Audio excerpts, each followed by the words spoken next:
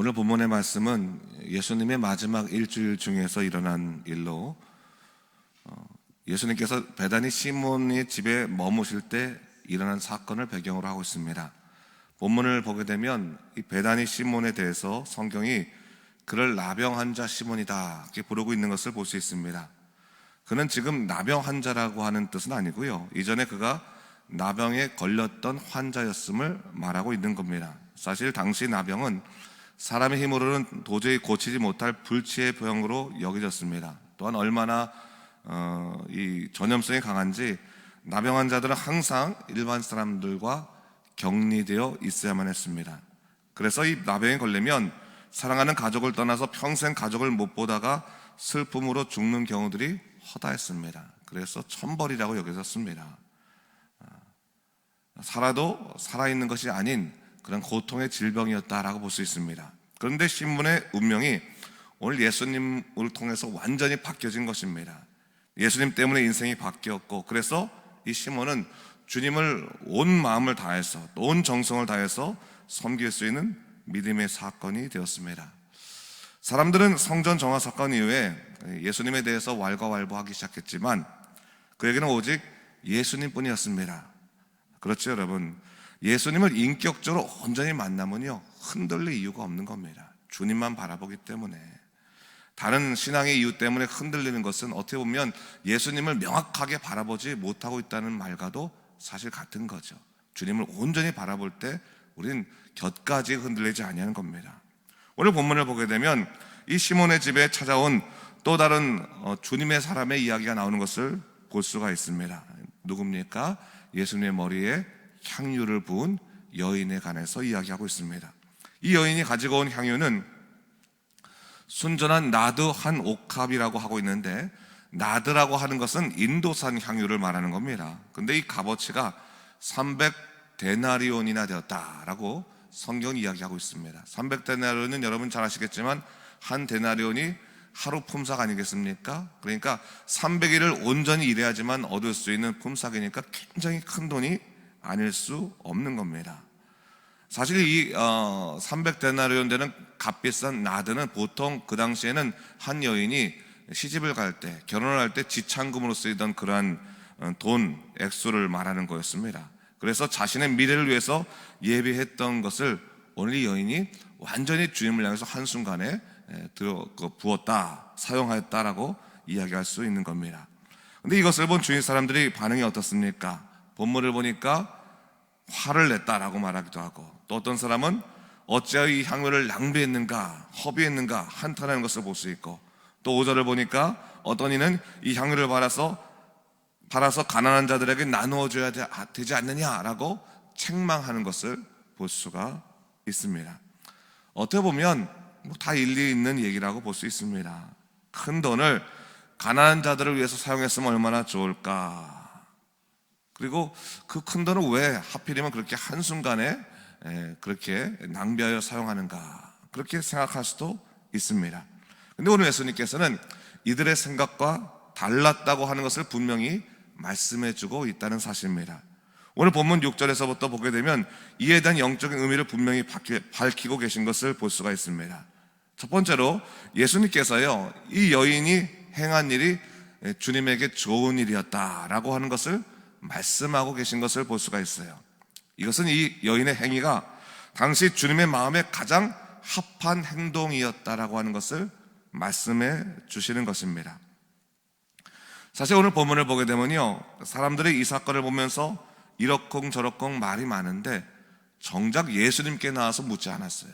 예수님께 나와서 서로 자기 주장을 할 뿐 주님의 뜻에 대해서는 아무런 관심이 없었습니다. 주님의 마음에 관해서는 아무런 관심이 없었습니다. 주님이 그들 앞에 계심에도 불구하고 그들은 자기 생각에 따라서 흥분하기도 하고 분을 내기도 하고 화를 내기도 하면서 사실은 주님 앞에서 평강을 누리지 못하고 있는 것을 볼 수가 있습니다. 주님의 말씀을 듣겠다고, 주님의 뜻을 따르겠다고 모였던 자들이 여인의 행동, 이해되지 않는 행동 앞에서 자기 주장하느라고 예수님을 바라보지 못하고 있는 것을 볼 수가 있습니다. 어쩌면 이것은요, 오늘날 우리 신앙인들의 현 주소라고 볼 수도 있습니다. 우리가 믿음 있는 것처럼 행동하지만 사실 이해될 수 없는 일 앞에서 주님보다 내 생각이 더 앞서는 것이 얼마나 많이 있습니까? 근데 여러분, 사실 믿음이라고 하는 것이 내 생각을 관철시키는 것이 믿음이 아니거든요. 신앙이라고 하는 것은 주님의 말씀을 가감없이 듣는 것이고, 또한 이해되지 않는 상황 속에서도 예수님만 바라보는 것이 믿음이 아니겠습니까? 근데 오늘 여기서는 그들이 예수님 바라보지 못하고 있었다고 하는 것을 얘기하고 있는 겁니다. 하지만 이 여인은 고난당하실 예수님의 마음을 공감하면서 자신이 가진 가장 값비싼 향유를 주님께 갖고 와서 부은 거죠. 하나도 아깝지 않은 마음으로 주님을 향해 부은 것입니다. 사실 300데나리온이라고 하는 돈이 그녀에게 소중하지 않았겠습니까? 그러나 지금 예수님께서 고난과 죽음을 향해 나아가고 있다고 하는 것을 공감한 그녀는 내가 할 수 있는 최선의 길은 뭔가, 최선의 주님을 향한 그러한 내가 행동은 무엇인가를 생각했을 때 자기가 예배했던 그 나드 향유를 갖고 와서 주님께 부어드리는 것이 그녀가 할 수 있는 최선의 것이었다고 하는 것을 성경은 이야기하고 있는 겁니다. 여러분, 오늘 이 여인의 행위라고 하는 것을 우리가 좀 이해할 필요가 있는데, 당시에 이 기름을 사용하는 곳이 몇 군데 있었습니다. 그 중에 하나가 뭐냐면, 나중에 사람이 죽고 남은 죽은 시체에 기름을 부어서 온몸을 잘 닦아내는 겁니다. 오늘 이 여인의 하는 행동은 그것과 같이 맞물리는 겁니다. 주님이 이제 십자가에 고난을 당하신 것을 생각하면서 기름을 부어드림으로 통해서 주님의 장례를 미리 예비하고 있는 주님의 마음에 합한 행동을 그녀가 지금 하고 있다는 사실입니다. 어쩌면 세상적으로 볼 때는 비합리적으로 보이는 행동일지도 모르겠습니다. 하지만 이 여인이 할 수 있었던 것은 주님의 마음에 공감했기 때문에 그렇게 할 수 있었다는 사실입니다. 사랑하는 성도 여러분, 우리는 신앙생활하면서 어디에 집중을 두고 있는지, 신앙생활의 핵심이 어디에 있는지, 우리의 중심이 어디에 있는지를 한번 돌아볼 필요가 있습니다. 언제나 모든 생활을 할 때 예수님께서는 어떻게 하셨을까? 예수님의 마음은 무엇인가? 항상 예수님을 바라보며 예수님의 마음을 생각하며 살아가고 있는가? 혹은 우리 인생의 문제를 예수님을 통해서만 풀어가려고 우리 인생의 문제에 집중하고 있는지를 한번 돌아볼 필요가 있습니다. 사실 우리는 기도하면서도 기도의 대부분이 사실은 내 문제 아니겠습니까? 내 삶의 문제, 내 삶의 고통, 내 삶의 어려움들을 해결하고자 하나님이 필요할 때가 너무나 많이 있습니다. 우리가 삶의 문제가 없을 때는 하나님이 필요도 없어요. 그냥 내 식대로 내 시간 쓰느라고 바쁘다가 정작 어려움에 처하면 주님 앞에 나와서 무릎 꿇으면서 주님 내 문제를 해결해 주십시오라고 할 때가 얼마나 많이 있습니까? 그리고 어떠한 어려운 문제나 이해되지 않는 문제 속에서 하나님의 뜻을 묻기보다는 사실은 내 생각이 먼저 갈 때가 얼마나 많이 있습니까? 오늘 이 향유를 부은 이 여인의 모습은 어떠한 상황 속에서도 예수님 우선적인 삶, 예수님의 마음에 공감하는 그런 믿음의 삶이었다고 하는 것을 성경이 우리에게 얘기하고 있는 겁니다. 다른 아무도 예수님의 고난을 돌아보지 못하고 예수님의 죽음을 돌아보지 못할 때 예수님의 죽음을 생각하면서 그가 가진 그 모든 것을 주님께 내어드릴 수 있었던 이 여인의 모습을 통해서 과연 우리의 믿음이라고 하는 것이 예수님을 향한 믿음이냐 아니면 내 자신을 향한 믿음이냐를 돌아보게 하는 하나의 예가 되고 있다고 하는 것을 성경은 우리에게 이야기하고 있는 것입니다. 자, 오늘 주님께서는요 바로 7절 말씀에서 이렇게 말씀해 주고 있습니다.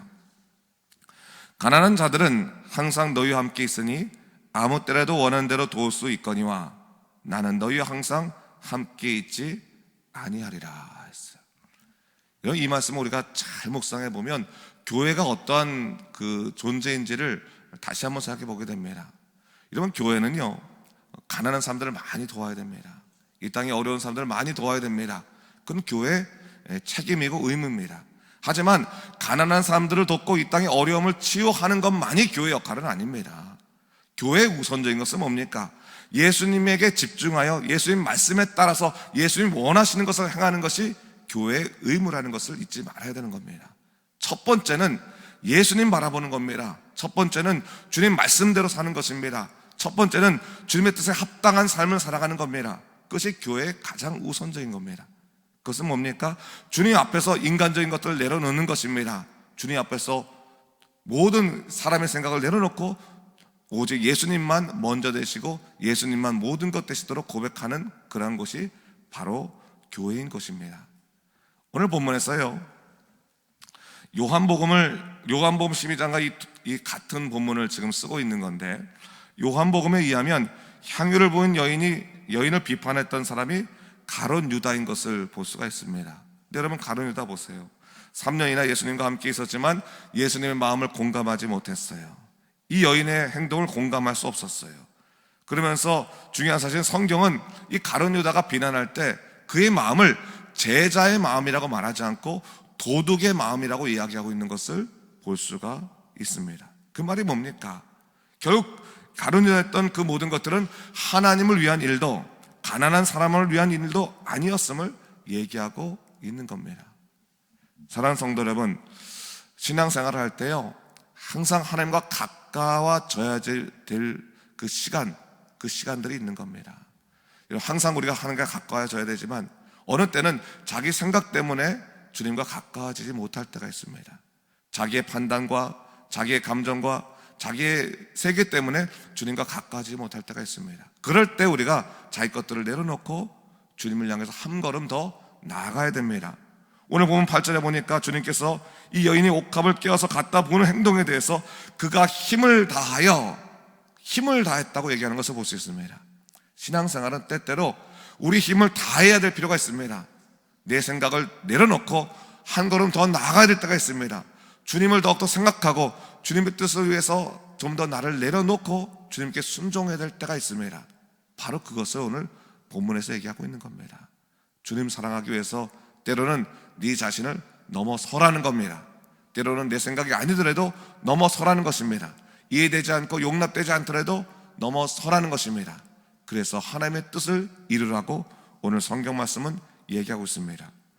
신명기 6장 5절 말씀에 너는 마음을 다하고 뜻을 다하고 힘을 다하여 내 하나님 여호와를 사랑하라, 이렇게 말씀하고 계십니다. 여러분, 힘을 다해야 될 때가 있습니다. 우리의 정성을 다해야 됩니다. 마음을 다해야 됩니다. 그래서 우리 자신을 넘어서서 주님 사랑하여서 정말 주님의 마음에 합한 공감하는 삶을 살아야 되는 것입니다. 여러분, 새벽 기도 나오기 얼마나 힘듭니까? 사순절 우리가 힘을 다하고 마음을 다하여 주님을 바라보는 이 행동들이 사실은 우리가 주님께 더욱더 가까워지고자 하는 영적인 갈망에서부터 나온 것입니다. 여러분, 다시 그 마음을 생각하고 언제나 주님의 뜻에 합당한 믿음의 삶을 살아가시는 여러분 되시기를 주님의 이름으로 축원합니다. 기도하겠습니다. 주 하나님 아버지, 참으로 감사합니다. 하나님께서 오늘 이 자리에 우리를 불러주신 것 참으로 감사합니다. 때때로 신앙생활할 때 때로 내 생각과 내 뜻에 가로막혀서 주님의 뜻을 바라보지 못할 때가 참으로 많았습니다. 주 하나님 아버지, 이제는 힘을 다하여 정말 마음을 다하여 주님을 더욱더 사랑하게 하시고 주님의 영광 돌리는 믿음의 삶을 살아갈 수 있도록 인도하여 주시옵소서. 그래서 매 순간 하나님께 영광이요 하나님의 모든 것 되심을 고백할 수 있는 믿음의 놀라운 역사를 허락하여 주시옵소서. 감사드리며 이 모든 말씀 예수님 이름으로 기도드립니다. 아멘.